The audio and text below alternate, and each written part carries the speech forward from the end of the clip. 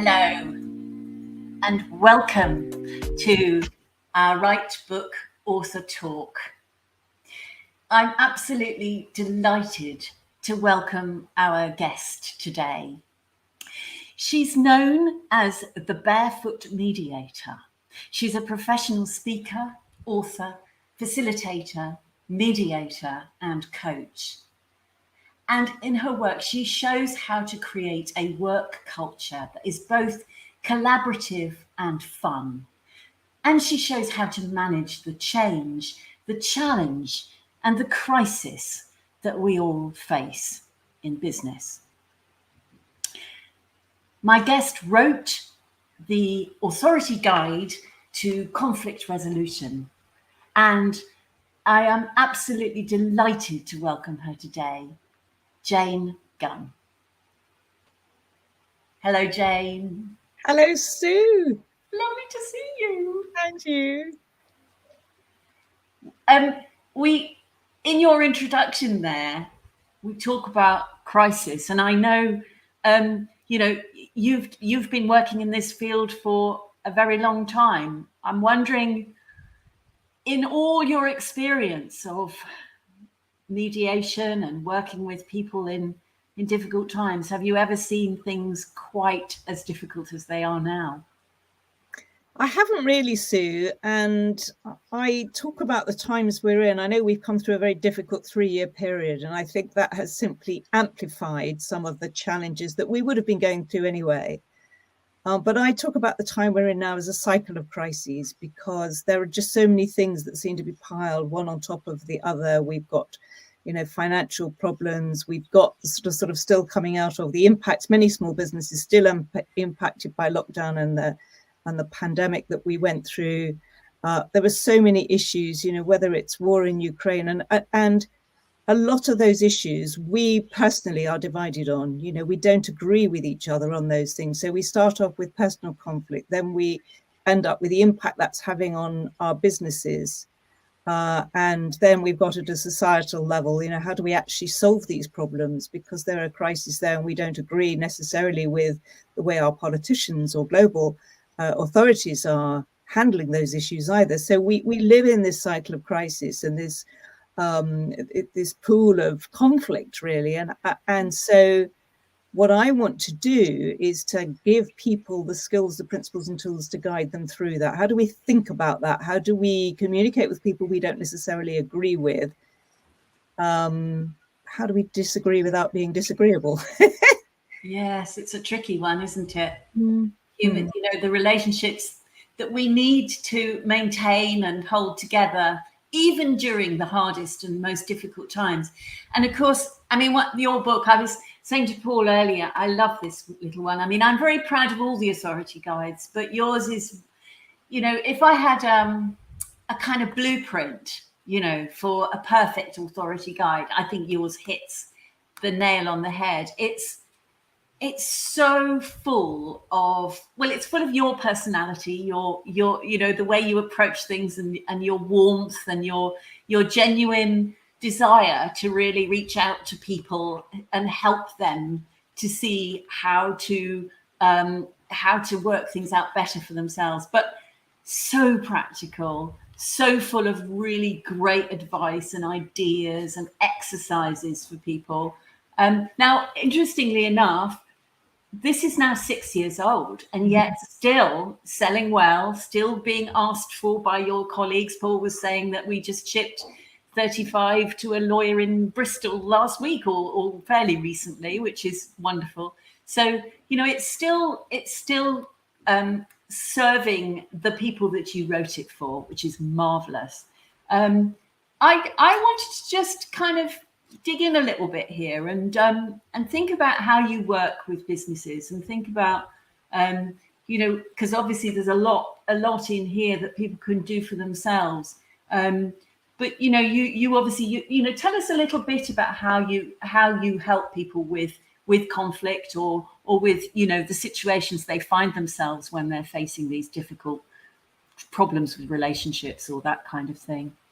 Thank you for all those comments, Sue. That's wonderful. And yes, this book is absolutely relevant and right for these times. And so whenever I'm working with a client, and it was a typical example to be working with the 35 copies went, because that was to support a workshop that I was running with a client. Yes. And so one of the things I do, in fact, everybody gets a box, a beautiful box, which has got, is all lined with tissue, and it comes with, a workbook in it, comes with a copy of this book, it comes with a journal in. So all the tools you need to be able to have an ongoing process. So it is never, my work is never a one-stop shop, if you like. It's about, if you're really going to embed the principles that I look at in that book, you've got to be able to do that over time. It doesn't mean you've got to work with me over all that time, but you've got to pick up the responsibility and to do, to do the work, basically. You can't just sort of do a 1 hour workshop and think it's done. And so one of the main principles of mediation is self-determination. We take responsibility and accountability for ourselves and for the outcome with the help that we need, but we pick up the ball and we run with it. And so that's one of the key principles. And so then it's about taking people, whatever the process is, whether it's coaching or a workshop or a mediation, step by step through the process, where we identify what the issues are, we look at what's actually going on now. Then we look at what, we dig a bit deeper, and we look at what's really going on under the surface, what's their experience, what were their expectations. Let's explore a little bit more. And then we look at what are all the solutions that might be relevant and appropriate. How do we tease those out? So there's never, again, only one solution. Let's look at all the possible ideas that we could bring out. And then where do we go from there? And it's very much how do we move forward together with this process, and in a way that's not judgmental. So some of the issues about resolving disputes, being in conflict, is that we become very adversarial, we become very divided, we become very black and white in our thinking. One person's right, the other therefore must be wrong. And in mediation, you strip all that away and say, we together have a problem or a situation that we need to look at more deeply, and together we need to look at how do we move forward with that. And so, as you say, you have all sorts of different ways of working with people. You can send them books, you do workshops with them, you do coaching. You're also a speaker, aren't you, Jane? You go into organizations and speak to people. Yes, I do. So I think that this, and the book supports me at all those levels. Delivering this as a keynote speech, as a workshop, as an interactive workshop, as a support tool for a mediation, or even working with a coaching client. It's relevant at all those levels, because it's really important to leave something behind, and something physical that you can give people, and they can say, oh, I remember that we talked about that with Jane, and they go back to it as a resource. And I think I mentioned to you a while ago, Sue, that somebody had posted on LinkedIn how they were very proud to have a dog-eared copy of my book, because they kept referring back to it so often. The other thing which I did and really supports this book is every chapter is supported by a little video. So I wrote a video course as well. And again, that can be left as a resource for the organization, and they can go back to the mini videos and go, let's watch the video that relates to chapter 1. So, it's all about how do we reinforce and embed these principles, and in a way that's fun as well, Yeah, absolutely. And it, as you say, it gives people those resources when you can't necessarily be with them in the room. They may call you in. I was quite interested to know, actually, do you find, at what point do people call you in? What do you find it's like? Has everything really broken down and it all needs gluing back together again, and with your help? Or do you find that sometimes you're invited into a company where people are actually saying, well, we can see that the writing's on the wall, we're not going in a good direction, maybe we need some preventative help here? I don't know. Or is it a bit of both? Both. People who know me will invite me in earlier. People who don't know me ask me in too late. And I like to say they've made a mess in the kitchen, and then they want me to come in and tidy up and make them a nice omelette. But you can do that though, can't you? I can do a nice omelette. Yeah, I definitely can. But it's obviously much harder to put it all back together if it's very broken, I imagine. Yes. Yeah. So we talk about, and it's in the book, we talk about the escalation. It's one of the most important principles to understand, but how quickly a conflict or a situation, a breakdown in a relationship escalates from the time where, you know, two people or a group of people stop talking effectively. And then before you know it, it started sort of forming groups, telling stories, creating narratives, issuing threats, and then it just descends until it is almost irrecoverable, irreversible. And it is, once you understand how that works, and it's simply a process that we get, you know, it is like being on an escalator. Yeah. You can't get off unless someone presses that red button and says stop. And we need to step off, and we need to sort of follow some of these principles to get us back up to the top again. At the risk of getting political, which I don't want to do, I think there may be some leaders in our country right now who perhaps could do with you, Jane.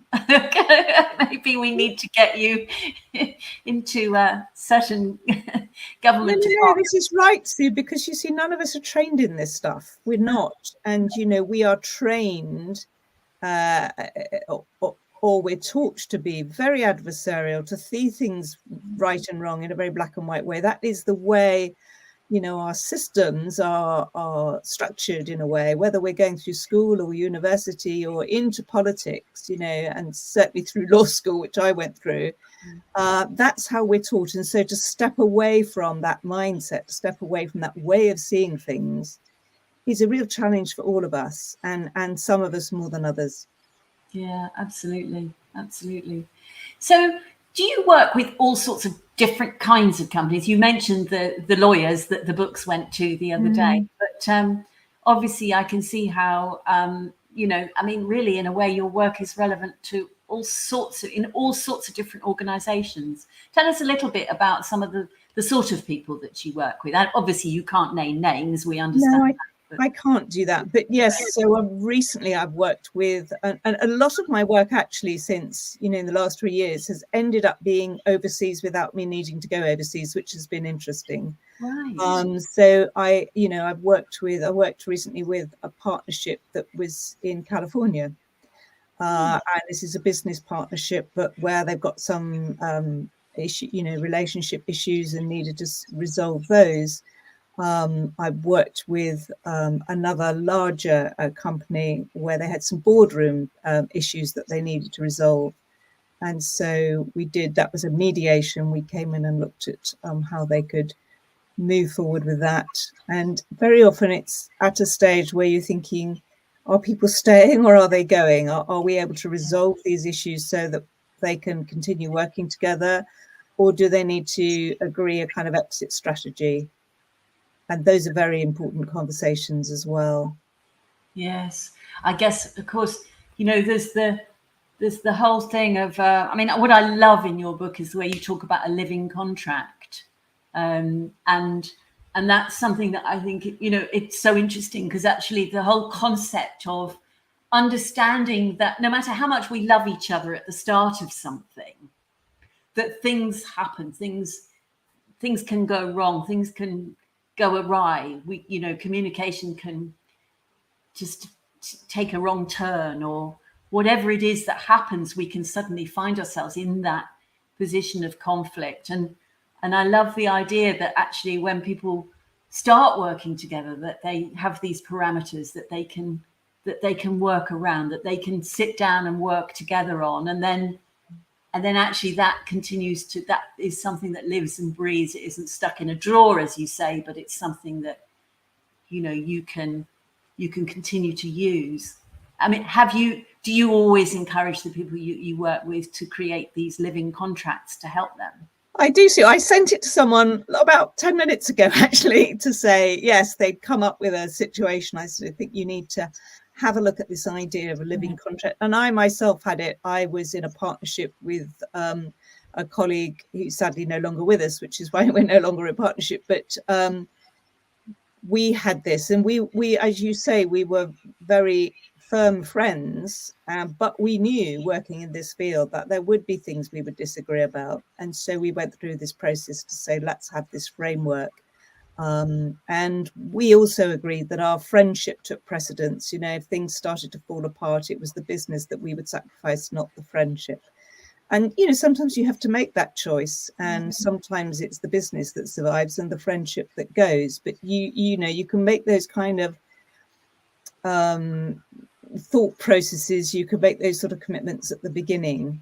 And it definitely is about revisiting. We don't do enough of revisiting. Are we still on track? You see, one of the things that can happen nowadays is a business can go through financial struggles because of the times we're in, or the alternative is the business grows, you know, and can absolutely take off. And one person says, I liked it as it was. I liked this small business and I don't want to go global, you know, and I like having time at home and being able to put, and the other person says, no, you know, I really want this thing to grow. And so there's all sorts of stages in a business development that require us to revisit, where are we going and are we still on the same page? And it's not about whether we like each other or not. It's, are we really, you know, are we still able to move together through this process of growth? And sometimes we're really not. That's true. I guess sometimes, you know, in the work that you do, you must occasionally come across people who just do need to part ways for whatever reason. But Absolutely. to be able to do that without having a war, you know, is, I guess, where we're going here. It's not always necessarily about staying married, but it's about finding a comfortable way to part. So 2 clients came to me recently with that specific aim. They said, we are going to part ways, but we'd like to do it with grace and ease. And that was their brief to me. You know, we don't want to end up fighting. We know we need some help, but we want to part ways with grace and ease. And I thought that was lovely. And that was the thing we revisited from time to time. Are we still managing this with grace and ease? And it's a lovely phrase, actually, and a lovely mindset to be able to approach something with. Isn't it just? And I guess your living contract, if everyone has one, would really help with that, actually. But it would, yes. I love that, with grace and ease. Wonderful. So this little book has served you well. I'm glad to hear. That's really good. And also very interesting. I note that, you know, what you said about the fact that your business has gone international, but that you've not had to actually travel as much as perhaps you used to pre-pandemic. Which is great. And isn't that true perhaps of all of us, in a way, that, or many of us are in businesses that can now be increasingly international? And I wonder how much the book helps with that, because in a sense it does give you that global presence as well. So, you know, the idea of books being able to reach any bit of the world, really, these days, sometimes, you know, by pursuing translation rights, as I know you and I have looked at a couple of times. We've not actually achieved it yet with this book, but I don't see any reason why we shouldn't achieve it. And the more your business goes international, the more likely it is we'll find a market for the book in those markets. So, you know, it goes both ways, doesn't it? It gives you a presence out there, but it also gives the possibility for your book to have a presence. I think that's right, Sue. And I think the fact that, you know, you've got books on Kindle, you know, you've got electronic versions that people can have. Of course, they do like the physical version. So we'd often have to find a way to sort of get it to people if they're overseas, and they do love to receive a copy. But to me, as much as anything, it's also a business card. You know, you can get, if you give a copy to somebody, they're so delighted and they never forget that you gave them that book to take away and remember you by. And you'd be going to their office, you find it, there it is, pride of place on their desk. So, you know, it's worth remembering the value of a book. It has huge value. It isn't about, and you and I know that, it isn't about selling lots and lots of copies and making lots of money. It has a much more intrinsic value than that, which is about, you know, your authority, your expertise, and how you position yourself, and how you provide and leave behind, you know, that piece of information for your client when you're not there. Yeah. It's I sometimes think of books as being like sort of mini versions of you. You know, they really are. You've got like a little army of mini yous, and they're able to go out in the world and do your work for you. And I think, again, you know, as I said earlier, and I think your style is lovely, and I think that you've found your voice in your books, and that's something that I think is special, because it really does mean that people can take you with them, and have you there with great practical stuff as well, but also, you know, a reminder of the work that you do, and the work that you perhaps have done with them or could do with them in the future.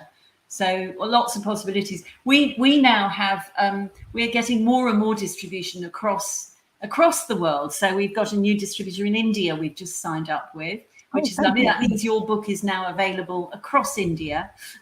So who knows? Somebody there might well be knocking on your door, having seen the book.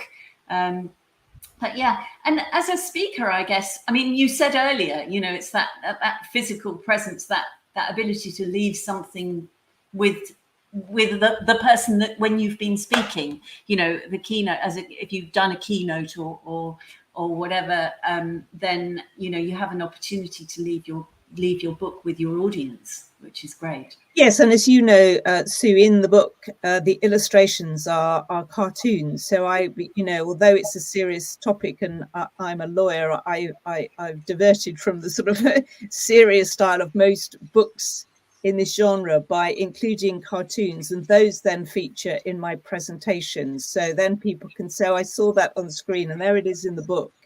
And there's that continuity as well, but also, again, that sort of lightness and sense of fun.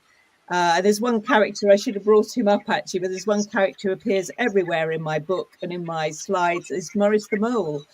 Yes. And so the catchphrase from my work has always been making molehills out of mountains.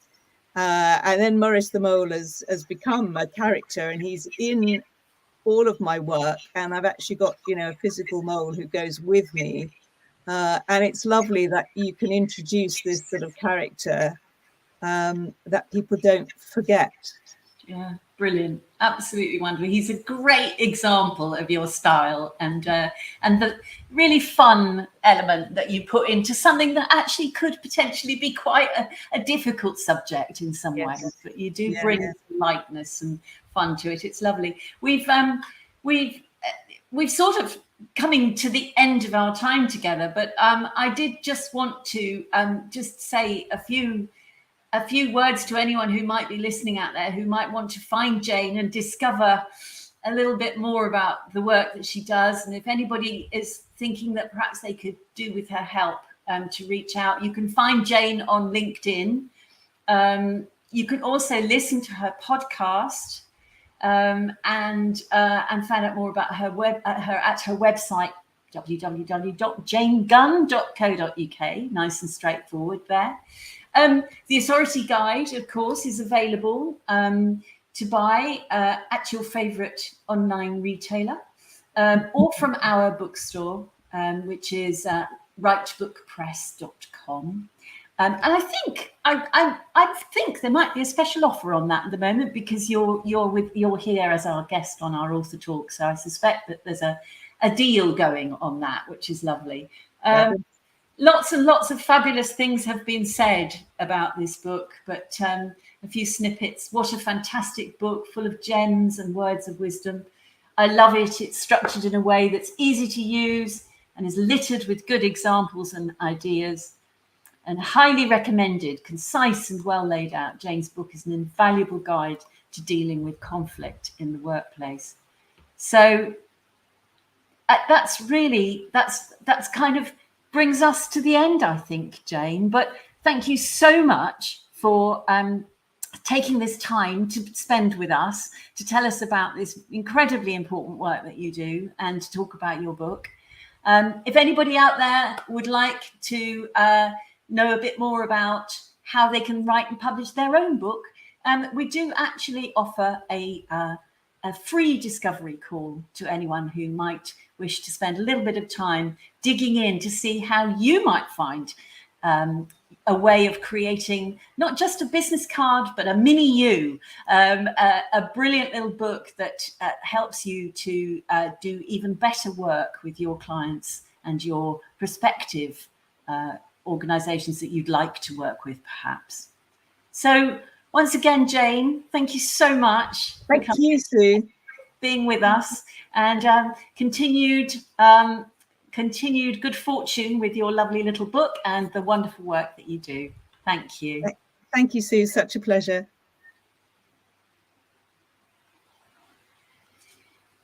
So that was the wonderful Jane Gunn. Thank you, Jane. We have another couple of discovery calls coming up. I believe the 5th of July and the 6th of July. You will see them on our LinkedIn page at The Right Book Company, and also on my personal profile, Sue Richardson on LinkedIn. Thanks for joining us, everyone. Bye-bye.